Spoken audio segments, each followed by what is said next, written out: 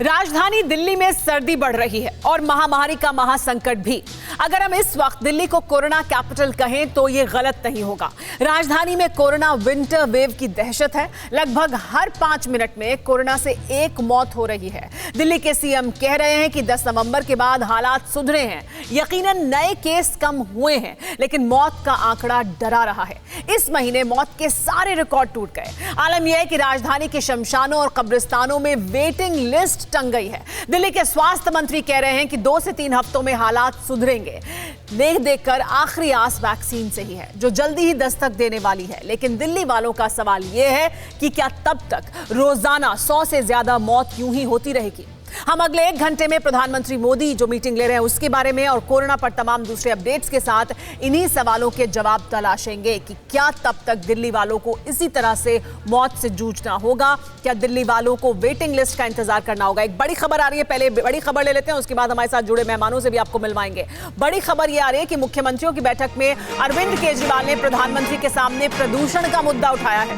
केजरीवाल ने कहा कि नवंबर में कोरोना की 3rd वेव चल रही है, ऐसे में प्रदूषण की वजह से दिल्ली में कोरोना के केस बढ़े हैं। केजरीवाल ने प्रधानमंत्री से पोल्यूशन कंट्रोल में दखल देने की मांग की है। साथ ही केजरीवाल ने प्रधानमंत्री से केंद्र के अस्पतालों में 1000 आईसीयू बेड रिजर्व करने की मांग भी की है। तो 2 मांगे सामने रखी है अरविंद केजरीवाल ने। 1000 आईसीयू बेड रिजर्व करने के लिए मांग रखी है कि केंद्र सरकार के अस्पतालों में यह किया जाए, और साथ ही प्रदूषण कंट्रोल करने के मामले में भी प्रधानमंत्री दखल दें। एक और बड़ी खबर आ रही है, वो ये कि प्रधानमंत्री के साथ बैठक में गृह मंत्री अमित शाह ने क्या कहा है वो भी आपको बता दें। अमेरिका, यूरोप में दोबारा बढ़ रहे हैं केस, ये कहा है गृह मंत्री ने। हमें भी कोरोना से सावधान रहना है, अमित शाह का ये कहना, और सोशल डिस्टेंसिंग के पालन पर जोर देना बहुत जरूरी है। हमें मास्क लगाना अनिवार्य करना होगा, ये कहा अमित शाह ने। पहले ही दिल्ली सरकार भी 2000 रुपए तक का फाइन लगाने का फैसला सुना चुकी है, और अब गृह मंत्री अमित शाह का यह कहना कि सोशल डिस्टेंसिंग और इसके साथ साथ मास्क लगाना, इस पर जोर देना होगा, क्योंकि पूरी दुनिया में ये 3रा वेव बढ़ रहा है। और हमारे साथ सबसे पहले मेरे सहयोगी पीयूष हमारे साथ जुड़े हुए हैं। जो बैठक अभी चल रही है उसके बारे में पीयूष से बात कर लेते हैं। पीयूष, ये जो बैठक अभी चल रही है इसमें कई अहम बातें निकलकर सामने आ रही हैं। जो गृह मंत्री ने कहा है कि मास्क लगाना अनिवार्य करना होगा, तो क्या हम ये देख सकते हैं कि अब पूरे देश में इस तरह के बड़े फैसले लिए जाएं? क्योंकि हर राज्य ने ये फैसला लिया है, लेकिन केंद्र सरकार की तरफ से भी इस पर सख्ती होगी। जी बिल्कुल सुमेरा, देखिए इस बैठक में सबसे अहम बात यही है कि अभी जो मास्क लगाने की प्रक्रिया है और इसके अलावा सोशल डिस्टेंसिंग की प्रक्रिया है, उस पर सबसे ज़्यादा जोर दिया जा रहा है, क्योंकि अगर सोशल डिस्टेंसिंग नहीं होगी तो कोरोना आसानी से फैल सकेगा। इसके अलावा मास्क लगाने से जो बचाव होता है वो भी नहीं होगा अगर लोग मास्क नहीं लगाएंगे। और ख़ास तौर पर जिन राज्यों की बात हो रही है, दिल्ली, पश्चिम बंगाल और जो 8 राज्य हैं, इनमें कोताही बरती गई, और इस कोताही का नतीजा ये हुआ कि वहाँ पर कोरोना संक्रमण तेज़ी से फैल रहा है। यही वजह है कि प्रधानमंत्री नरेंद्र मोदी ने 9वीं बैठक में इन 8 राज्यों के साथ अलग जो चर्चा है वो कर रहे हैं, और इस चर्चा के बाद जो मुख्य मुद्दे होंगे उन पर निर्णय लिया जाएगा। केंद्र सरकार की ओर से जो सहायता की जा सकती है वो की जाएगी, लेकिन सबसे जो अहम बात यह है कि राज्यों को ही इस मामले में सख्ती बरतनी होगी। केंद्र सरकार इस मामले में उनकी सहायता कर सकती है, चूंकि लॉ एंड ऑर्डर और जो बाकी सिचुएशन है, राज्य सरकार का मुद्दा है, वो सब राज्यों के पास है। पीयूष, इस बैठक में जो वैक्सीनेशन की प्रक्रिया शुरू होगी वो कैसे आगे बढ़ाया जाए, ये भी एक अहम मुद्दा होगा, क्योंकि उसको लेकर क्या तैयारियां करनी है, केंद्र सरकार से क्या मदद चाहिए, ये भी एक प्रमुख मुद्दा है इस बैठक में। जी बिल्कुल, केंद्र सरकार लगातार पिछले 4 महीने से वैक्सीनेशन को लेकर के जो ढांचागत प्रक्रिया है उस पर जो है तैयारी कर रही थी, और अब राज्यों से, पहले भी राज्यों से इस बारे में चर्चा जो चर्चा हुई है उसको आगे, जो इस मामले में आगे चर्चा की जाएगी, जैसे कि जो ढांचागत सुविधाएं हैं राज्यों के पास वो क्या हैं। इसके अलावा जब ट्रांसपोर्टेशन होगा तो उनका भंडारण वैक्सीनेशन का कहाँ किया जाएगा, कैसे राज्यों तक पहुँचेगी, और उसके बाद लोगों तक वो कैसे लगाई जाएगी।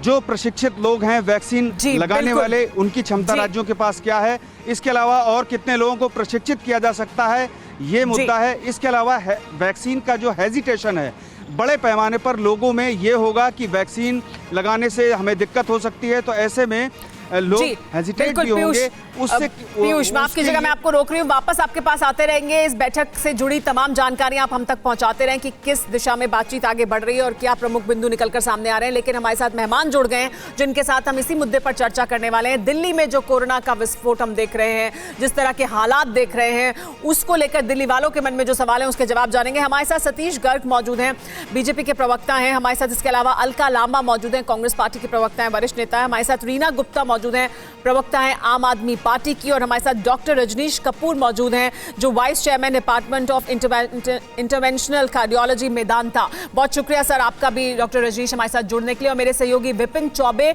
और मानव हमारे साथ जुड़े हुए हैं। एक बड़ी खबर आ रही है, लेकिन पहले बड़ी खबर भी आपको बता देते हैं।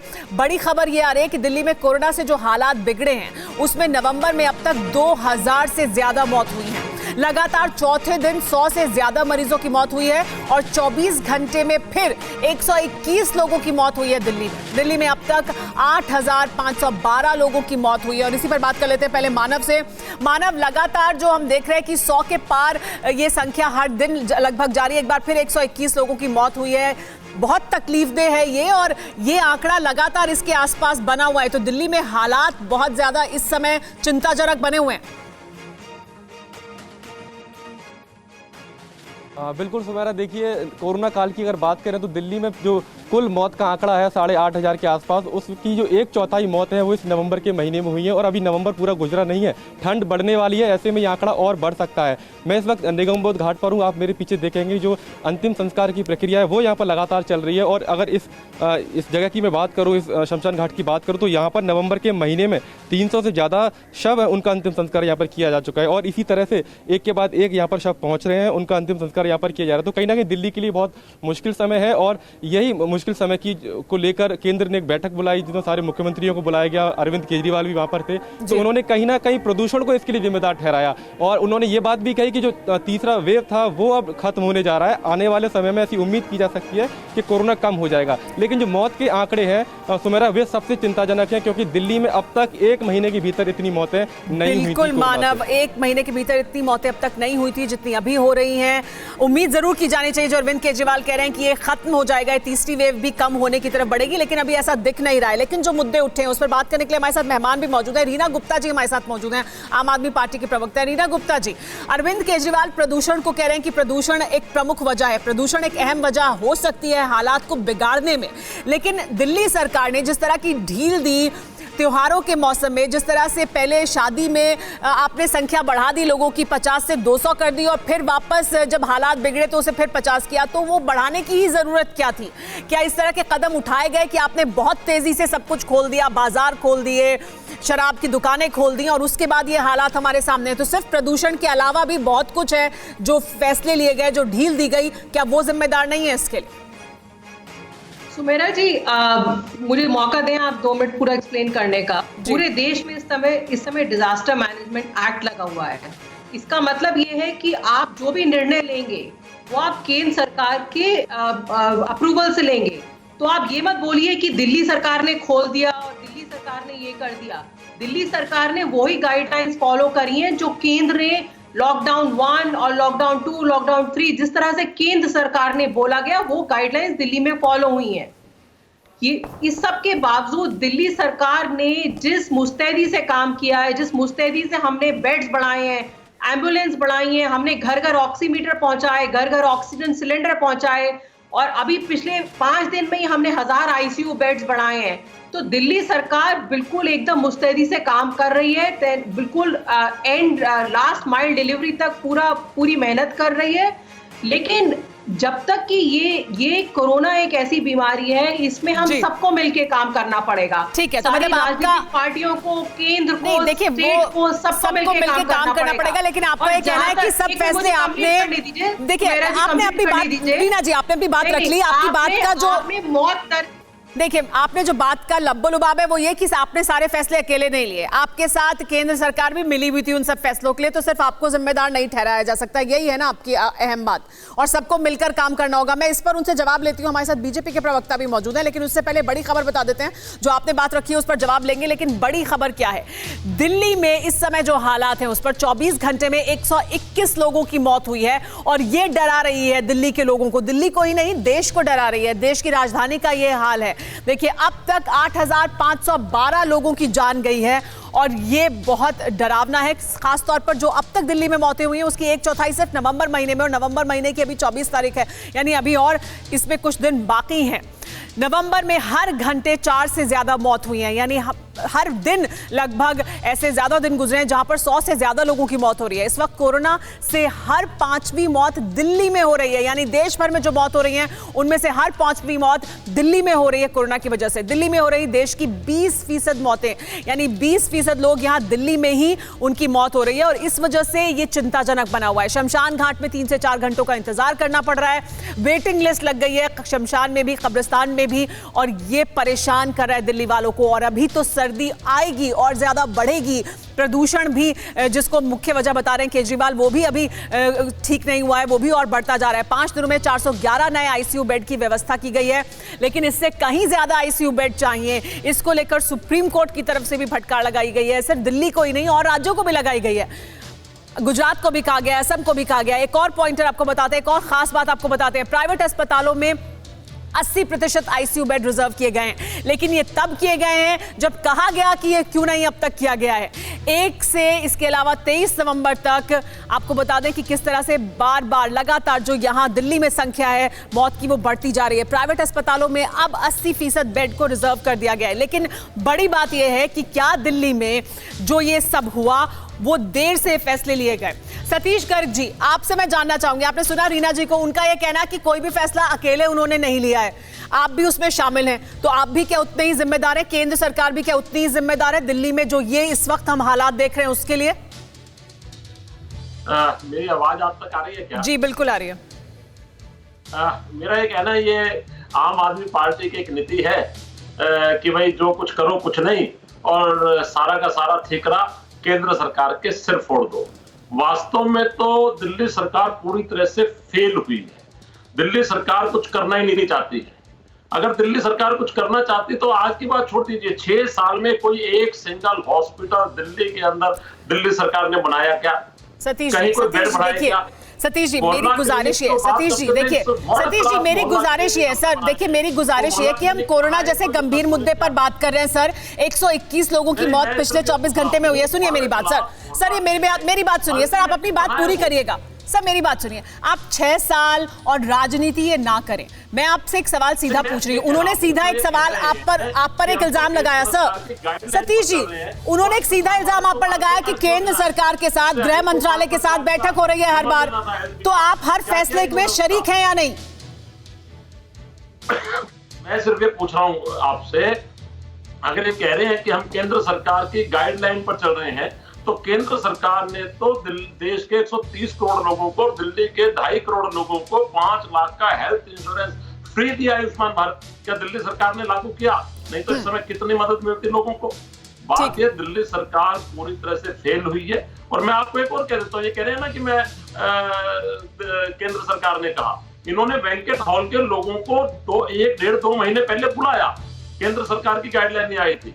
इन्होंने कहा चिंता ना करो, बुकिंग कर लो, कोई बात नहीं है, मैं इतने खोल दूंगा, यानी उनसे टोपी पहनी, ताली बजवाई और ये अपने वोट पक्के करने। ठीक है, ठीक है, आपके मुताबिक दिल्ली सरकार फेल है, और दिल्ली सरकार ने जो कदम उन्होंने उठाए हैं उसकी वजह से ये हालात बने हुए हैं। अलका लांबा जी, ये तो आपस में एक दूसरे को जिम्मेदार ठहरा रहे हैं, लेकिन इस समय तो दिल्ली के लोग ही हैं जो सबसे ज्यादा परेशान हैं। और दिल्ली के लोग, क्या आप सोचिए 121 लोगों की मौत हो रही है, शमशान में और कब्रिस्तान में वेटिंग लिस्ट लगी हुई है, और उस पर भी राजनीति हो रही है।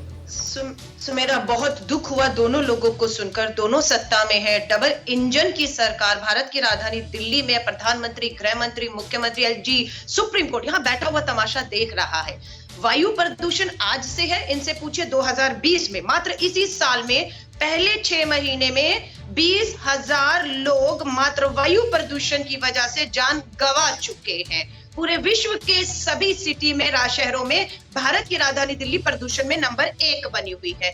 मार्च में जब कोरोना आया तो इनको समझ नहीं आया था दोहरी मार पड़ने वाली है, सर्दी आएगी, वायु प्रदूषण हमेशा होता है, पराली अकेले बहाना नहीं, हाँ एक कारण हो सकता है, लेकिन आपने उपाय क्या किए, मैं ये बस पूछना चाहती हूँ। आपने सिर्फ जो है पार्टी सरकारों ने करोड़ों के विज्ञापन, दिवाली का जश्न, एक भव्य आयोजन, आप क्या बच नहीं सकते थे?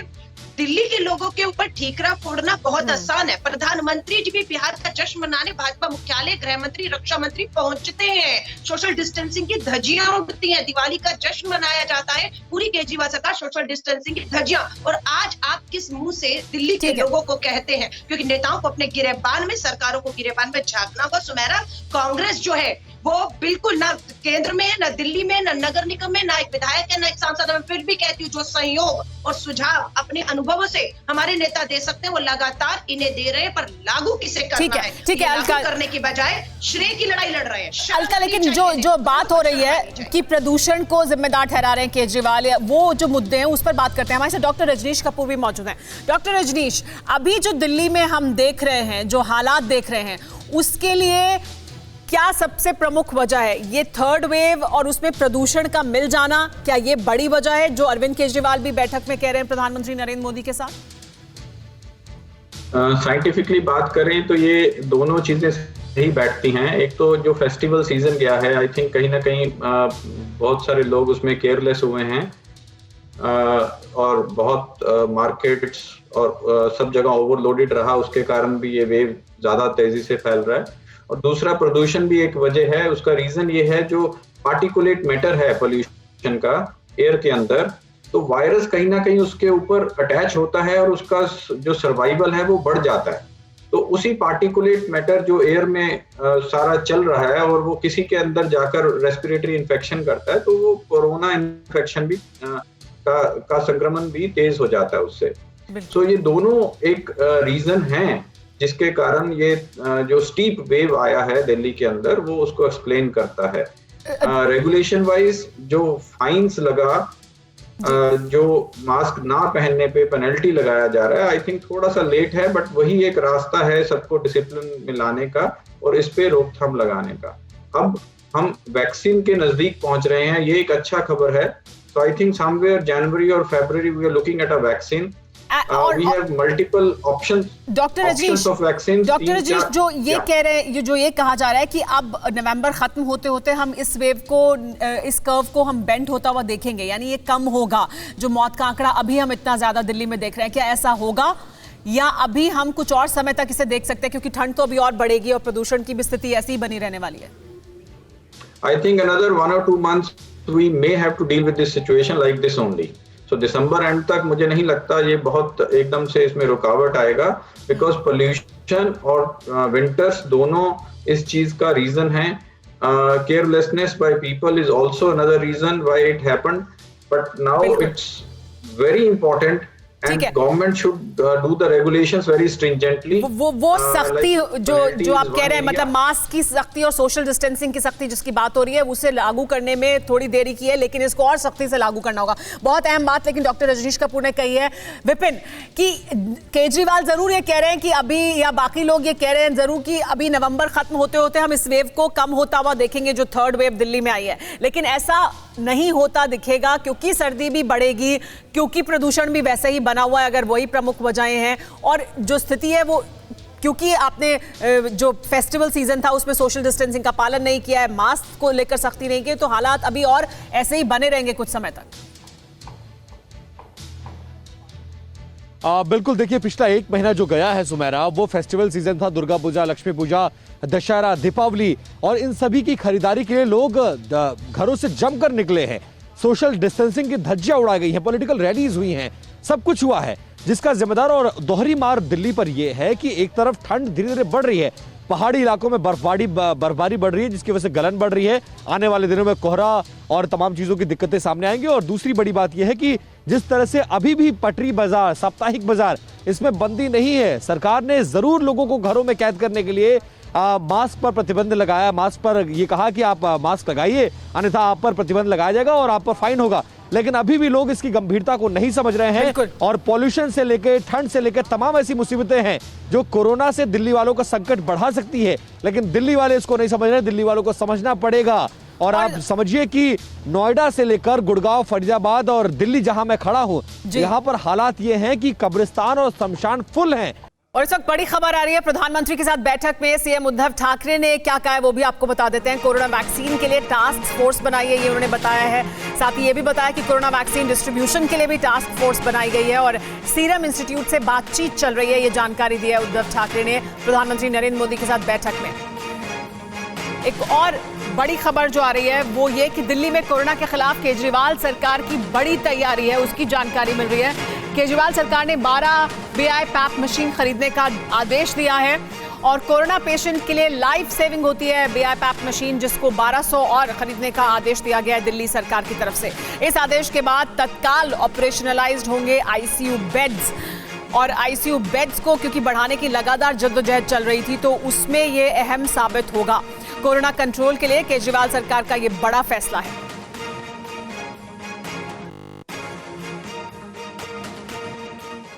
लेकिन क्या है ये बीपैप या बीआईपैप मशीन और कैसे काम करती है, इसके बारे में आइए आपको बताते हैं। इस मशीन का इस्तेमाल फेफड़ों से जुड़ी बीमारियों के इलाज में होता है, क्योंकि ज़्यादातर फेफड़ों में की वजह से लोगों को सांस लेने में दिक्कत हो रही होती है कोरोना में, इस वजह से इस मशीन की अहमियत है। फेफड़ों में ऑक्सीजन पहुंचाने का काम करती है ये बीआईपैप मशीन, ऑक्सीजन को फेफड़ों तक पहुंचाती है और फेफड़े के सामान्य हिस्से में प्रेशर को कंट्रोल भी करती है। कोरोना पेशेंट के लिए बहुत कारगर है ये मशीन और इसकी ज़रूरत होती है। इन्हीं को 1200 और इस तरह की मशीन खरीदने का आदेश दिल्ली सरकार की तरफ से दिया गया है। हमारे साथ रीना जी लगातार बनी हुई आम आदमी पार्टी से। रीना जी, ये जो मशीनों का अब ऑर्डर दिया गया है, जो रिजर्व करने की बात हो रही है दिल्ली सरकार की तरफ से कि उन्होंने 80% बेड भी रिजर्व कर दिए हैं प्राइवेट अस्पतालों में, ये एक बड़ा सवाल है कि ये जब प्यास लगी तब कुआं खोदने की कोशिश क्यों की जा रही है? ये तो हमें हमेशा से पता था ना कि जब मार्च में शुरू हुआ था कि ये वेव्स में आएगा।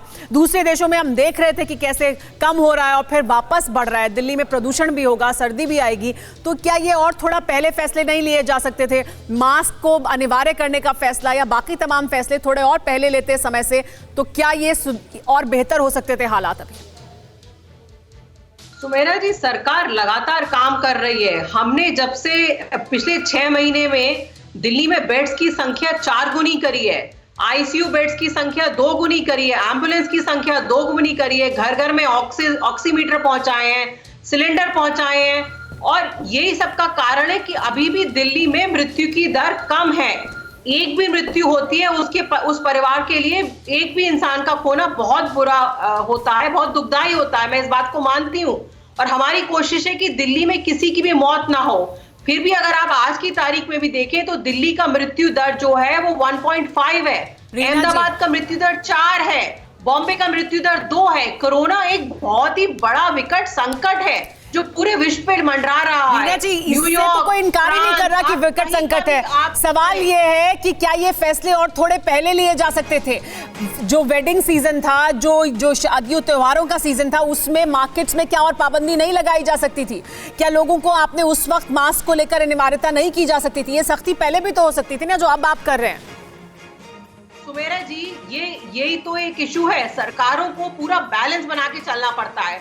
अब मास्क पे पाबंदी करी तो बीजेपी कह रही है आप मास्क पे पाबंदी कर रहे हैं। छठ पूजा पे पाबंदी करी तो बीजेपी नीची राजनीति पे उतर आती है, वो कहते हैं कि आप छठ पूजा पे पाबंदी कर रहे हैं। तो ये एक अहम सवाल है। सतीश गर्ग जी से इस पर प्रतिक्रिया ले लेते हैं। सतीश गर्ग जी, आप कह रहे हैं दिल्ली सरकार फेल हुई, लेकिन छठ पर अगर पाबंदी लगाई गई और सिर्फ दिल्ली ने नहीं लगाई थी, ये अहम बात है जो रीना जी कह रही हैं, बाकी तमाम प्रदेशों ने भी पाबंदी लगाई थी, कहा था लोगों को, इंस्ट्रक्शंस दिए थे कि आप बेहतर है कि इकट्ठा ना हो। अगर वो किया दिल्ली सरकार ने तो आपने कहा कि क्यों पाबंदी लगा रहे हैं छठ पर? तो राजनीति तो आप भी भरपूर कर रहे हैं दिल्ली में, जैसे समय में नहीं करनी चाहिए। मैं कहना चाहता हूँ, इनका काम है घोषणा करना, एडवर्टाइजमेंट करना, उसका बजट सारा खा जाना। पहले मास्क की चर्चा कर लेते हैं। 3 फोटो आई है मेरे पास 3 दिन के अंदर। 3 फोटो में आम आदमी पार्टी के बड़े नेता हैं, जब से 2000 रुपए जुर्माना हुआ। पहली फोटो आई मेरे पास वजीरपुर विधानसभा के छठ वाले दिन की। राजेश गुप्ता एमएलए है, मेरी वही विधानसभा है। वहां पर वो एक कार्यक्रम में पूजा कर रहे हैं जेलर वाले बाग में, नाम लेकर बता रहा हूँ। उन्होंने मास्क सतीश जी देखिए सतीश जी, किसी ने मास्क लगा रखा है। सर देखिए इतना समय नहीं है, ठीक है, आपने बता दिया कि उनकी फोटो आई। मेरा आपसे एक सीधा सवाल, सर मेरा एक सीधे सवाल का जवाब दे दीजिए। छठ पर दिल्ली में पाबंदी लगाना ठीक था या गलत? एक जवाब दे दीजिए। मनीष सिसोदिया कल एक शादी में गए, छठ पर पाबंदी लगाना दिल्ली सरकार का सही फैसला था या गलत? बिहार के अंदर अमानतुल्लाह खां चेयरमैन साहब वो बने हैं, उसके बाद जैसे भी है ठीक है, लेकिन उसके अंदर सैकड़ों लोग हैं, मतलब गरीब आदमियों का चालान काटेंगे, गरीब आदमियों की छठ पूजा बंद करेंगे, और आप क्या करेंगे? सतीश जी गरीब आदमी को मतलब छठ पूजा पर इजाजत देनी चाहिए थी ना, आप ये मानते हैं? अलका लांबा भी इस पर प्रतिक्रिया देना चाहती हैं। अलका लांबा जी, ताकि दिल्ली से मेरा समझ आ पाएगा। आपने इंपॉर्टेंट मशीन का जिक्र किया है, पाइप मशीन। मेरी LNJP जो दिल्ली का कोविड का अस्पताल सबसे बड़ा है, उसके डॉक्टर से बात हुई थी। मार्च अप्रैल के बाद में जब PM केयर फंड से वेंटिलेटर्स लाए गए थे, वो पूरी तरह इंडियन एक्सप्रेस की खबर है, वो फेल साबित हुए, क्योंकि उसमें जो बाइक मशीन है, ये जो बाइक मशीन लंग्स में ऑक्सीजन पहुंचाने का काम करती है, वो नहीं थी, इसलिए वेंटिलेटर फेल हो रहे थे। और केजरीवाल सरकार को LNJP के सरकार डॉक्टर्स ने लिखित में दिया था, हमें इन मशीनों की सख्त जरूरत है, वेंटिलेटर फेल हो रहे हैं जो PM केयर फंड से आए गए हैं। ये खरीदारी तब होनी चाहिए थी, ये आज मात्र दिखावे के लिए हो रही है। और ये कब खरीदारी होगी, कब मरीज जो आज 100 रोज मौत के मुंह में जा रहे हैं उनको लाभ इसका मिलेगा? यही बड़ा सवाल है कि क्या ये पहले होना चाहिए था जो अब हो रहा है? अमोद राय हमारे साथ जुड़ गए, अमोद राय हमारे साथ जुड़ गए, हमारे पॉलिटिकल एडिटर। अमोद, आपसे जानना चाहेंगे, ये जो अभी फैसले लिए जा रहे हैं, क्या ये सुप्रीम कोर्ट की सख्ती के बाद भी फैसले लिए जा रहे हैं? क्योंकि और जो सुप्रीम कोर्ट की तरफ से फटकार लगी है वो दिल्ली सरकार को तो लगी है, लेकिन साथ में गुजरात, असम जैसे राज्य भी हैं, उनको भी फटकार लगाई गई है। तो सिर्फ दिल्ली हाईलाइट हो जाता है क्योंकि वो देश की राजधानी है, और बाकी जगहों पर भी हालात बहुत खराब हैं। निश्चित तौर पर देखिए, सुप्रीम कोर्ट की जो फटकार है वो राज्य सरकारों को है। केंद्र सरकार लगातार जो मुस्तैदी दिखा रही है अपने तरफ से कोरोना को लेकर, और जिस तरह से फंड रिलीज भी लगातार किया जा रहा है, राज्यों के द्वारा उसके यूटिलाइजेशन अगर नहीं प्रॉपर हो रहा है तो इसमें राज्यों को फटकार लग रही है। निश्चित तौर पर दिल्ली उसमें से एक है, और बाकी के 2 राज्यों जिनका जिक्र आपने किया, गुजरात को भी फटकार लगी है। कुल मिलाकर प्रधानमंत्री लगातार ये कह रहे हैं, पिछले 9 महीनों से आज 8वीं बार मुख्यमंत्रियों की बैठक ले रहे हैं और कह रहे हैं कि इसमें एहतियात ही सबसे बड़ा बचाव है, और अगर आप एहतियात नहीं लेंगे तो दिक्कतें आएंगी। और आज जो 8 राज्यों की बैठक सबसे पहले प्रधानमंत्री ने लिया, उन लोगों को साफ साफ कहा गया है कि सोशल डिस्टेंसिंग, मास्क और हाथ सैनिटाइज करने की जो बात कही गई है उसको लागू करवाइए फोर्सफुली आप लोग, क्योंकि इन राज्यों में लगातार कोरोना के मरीजों की संख्या बढ़ रही है। सख्ती बढ़ती जाए, मास्क को लेकर भी, सोशल डिस्टेंसिंग को लेकर भी, सैनिटाइजेशन को भी लेकर सख्ती बढ़ती जाए, इसको लेकर सरकार जोर दे रही है। लेकिन राज्य सरकारें इसको लेकर सख्त होंगी या नहीं? हमारे साथ विपिन चौबे भी बने हुए हैं। विपिन, लेकिन ये लगातार बड़ी चुनौती है कि क्या सोशल डिस्टेंसिंग का पालन हो रहा है अभी भी दिल्ली में? बाजारों में, सड़कों पर क्या हाल है? क्योंकि ऐसा लगता नहीं है कि सोशल डिस्टेंसिंग का पालन अभी भी लोग कर रहे हैं। सदर बाजार में चले जाइए दिल्ली में, क्या हाल है वहां? देखिए, बहुत सारे बाजारों में सरकार की तरफ से माफ करें पाबंदी लगाई गई है, लेकिन जमीन पर उसका असर नहीं दिख रहा है। आज भी साप्ताहिक बाजार, पटरी बाजार, ये तमाम जगह खुली हुई हैं और लोग खुलेआम यहां पर शॉपिंग कर रहे हैं। सिर्फ मास्क लगाने लेने भर से काम नहीं चलेगा, आपको सोशल डिस्टेंसिंग का पालन करना पड़ेगा, और ये बात लोग नहीं समझ रहे हैं। और सरकार के पास इसके लिए कोई मैकेनिज्म नहीं है। आपने मास्क पहनाने के लिए लोगों पर फाइन तो लगा दिया, लेकिन सोशल डिस्टेंसिंग अगर कोई मेंटेन नहीं करता है तो उसके लिए क्या? कोई रूल्स नहीं है, उसके लिए कोई रेगुलेशन नहीं है। लोग इसी तरह से घरों में निकल रहे हैं। और सबसे बड़ी बात कि सरकार, चाहे वो प्राइवेट ऑफिसेज हो या गवर्नमेंट ऑफिसेज हो, एक नियम ये भी लगाना पड़ेगा कि ज्यादा से ज्यादा वर्क फ्रॉम होम करें, ताकि लोग कम से कम निकले। मानव से भी इसके बारे में बात कर लेते हैं। मानव, ये बात हो रही, अभी रीना जी का ही कहना था कि देखिए दिल्ली में तो बाकी जगहों से कम है, महाराष्ट्र से कम है आंकड़ा मौत का, लेकिन हम देख रहे हैं कि हर दिन 121 लोगों की या 100 के ऊपर लोगों की मौत हो रही है दिल्ली में, और बड़ी संख्या में लोग परेशान हैं। अस्पतालों में बेड मिल रहे हैं, ICU में अगर भर्ती कराना है आपको तो उसकी दिक्कत है, शमशान में आपको अंतिम संस्कार के लिए जगह नहीं मिल रही है। सुमेरा, देखिए दिल्ली सरकार ये दावा करती है कि उनके पास अभी 8,000 के आसपास जो कोविड बेड है, नॉर्मल जो बेड है वो अवेलेबल है। लेकिन सबसे बड़ी दिक्कत आई पिछले 2 हफ्ते से, जब पॉल्यूशन बढ़ा, दशहरा हो, दिवाली हो, त्यौहार जो सीजन आपका निकला, उस समय दिक्कत ये हुई कि जो कोमॉर्बिड मरीज थे, जिनको पहले से गंभीर बीमारियां थीं, उनकी संख्या अचानक से बढ़ी। और ऐसे में दिल्ली सरकार के सामने सबसे बड़ी मुसीबत ये थी कि आईसीयू विद वेंटिलेटर और आईसीयू विदाउट वेंटिलेटर, इनकी बहुत ज़रूरत पड़ी और इनकी संख्या कम थी। और फिर आनंद फानन में दिल्ली सरकार ने आदेश दिया कि आईसीयू की संख्या बढ़ाई जाएगी सभी सरकारी अस्पतालों में, और फिर केंद्र सरकार से भी मांग की कि 1,000 आईसीयू बेड हमको दिए जाएं, जिसका जिक्र आज अरविंद केजरीवाल पीएम के सामने भी करते दिखाई दिए थे। एक बड़ी बात ये भी है कि जितने दिल्ली सरकार का ये भी कहना है कि जो वादा किया गया था जितने बेड देने का, आईसीयू जितने बेड रिजर्व करने का, वो नहीं दिए गए हैं, उतने नहीं दिए गए हैं केंद्र सरकार की तरफ से, वो भी एक बड़ा आरोप है। लेकिन रजनीश कपूर जी हमारे साथ मौजूद है। डॉक्टर रजनीश कपूर, आपसे मैं जानना चाहूंगी सर ये कि ये सब क्या हम देर से कर रहे हैं दिल्ली में? यानी ये लगातार क्या प्रक्रिया चलती रहनी चाहिए थी कि ये मशीनें लेनी है या आपको आईसीयू बेड्स और ज्यादा बढ़ाने हैं या फंक्शनल करने हैं? I think initially if we see the first 3-4 months, everything was falling in place and the government regulations were quite stringent, lockdown was very intense, तो वो सब चल रहा था। बट जैसे ही वो 3-4 महीना निकला और थोड़े से हालात सुधरे, तो everybody got complacent, including the government. So that is the reason, because of this complacency, ये सब चीज एक डिसिप्लिन से बाहर निकलने लगा। लोग भी, then there was a festival season, lockdown पूरा चल भी नहीं सकता था। सो उस फेस्टिवल सीजन में के से पहले अगर ये चीज बहुत स्ट्रिंजेंटली होता तो आज नंबर्स डेफिनेटली कम होते, इसमें कोई डाउट नहीं है। बहुत शुक्रिया सर ये बात आप सामने रखने के लिए। देखिए यही बड़ी बात है कि जो सफलता आपने शुरू में हासिल की, जो आपको एक बढ़त मिली कोरोना के ऊपर, उसे आपने जैसे ही बढ़त मिली आपने लापरवाही बरतनी शुरू की और उसके बाद आप ढीले पड़ गए। ढीला सरकार भी पड़ गई, लोगों को भी ऐसा लगा कि उनको बड़ी संख्या में बाहर निकलना चाहिए, वो भी बहुत दिनों से घर में बंद थे, तो लोगों की लापरवाही भी थी, लेकिन सरकार का भी ढीला रवैया था। और कोई एक सरकार नहीं है इसमें, सबका ढीला रवैया था और इसी वजह से दिल्ली में हम ये हालात देख रहे हैं। और सिर्फ दिल्ली ही नहीं, तमाम और ऐसे राज्य हैं जहां पर संख्या पहले कम थी लेकिन अब लगातार बढ़ रही है।